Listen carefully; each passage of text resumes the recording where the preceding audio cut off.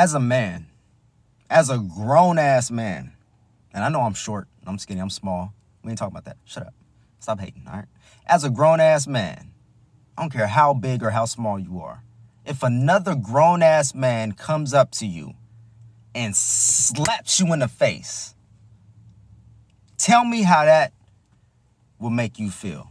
As a grown-ass man, that if that ever happened to me, I would feel like my self-respect, my dignity, my pride, I would feel like all of that was just taken from me. You know, now my dignity was taken from me. Now my pride is on the line. My self-respect is on the line. The people's respect, the people that are out there that's seen that happen, that's watched it happen to me in front of the world on national TV. They would have lost respect. That in their eyes, in their subconscious, they would have been like, wow, he just let a grown-ass man slap him in the face. So my point to that is to say that what do you think Chris Rock should have done?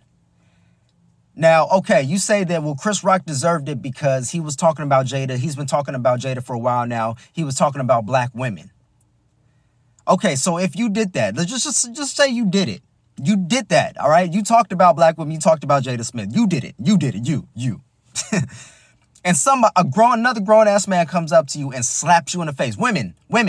If you said that, say you said something like that about black men. Say you were talking about black men. And you said something about, you made a slight joke about, you know, some comedian's husband, you know. And she comes up to you while you're on stage and slaps you in the face. Tell me, how would that make you feel? Tell me there wouldn't be something inside of you that would have stirred up and you would have, most people would have attacked back. Most people. But that's not the situation that unfurled with Chris Rock and Will Smith. Not at all. He didn't hit him back.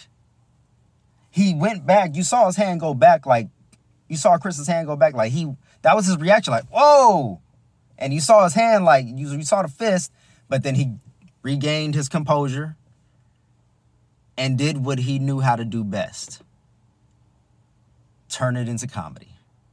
And he made light of the situation during the situation. And said this was the greatest moment in the history of television. You know, he did what he had to do. So what did you expect Chris Rock to do after the fact? After he got hit? Should he have just sued Will Smith and not released the Netflix special? Because some people are mad that he's still talking about it. It was his situation to talk about. What are you talking about? You know, like, you know, it's just crazy to me. And people are like, well, why are you still talking about it? I'm talking about it because other people are talking about it. That's why I'm talking about it. So it was the greatest moment in the history of television. Like, who's not going to talk about this? We're going to be talking about this for years. For years. And the reason why is because it's such a divisive issue.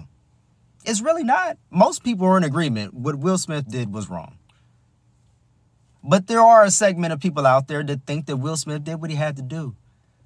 They think that if that was them, they would have did the same thing. You know, that's just a segment, a population of people that think that way. And that's fine. We're all entitled to our opinions, just like buttholes. We all got them. You know, we all stank. You know, but to me, it's like right is right and wrong is wrong. So you're saying that comedians can't tell jokes? What is your argument? Comedians can't tell jokes?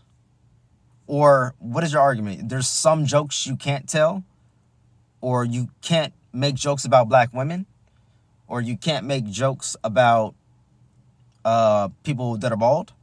So where's the line? Because we start fat shaming them. We can't tell jokes about, you know, yo mama jokes, fat jokes.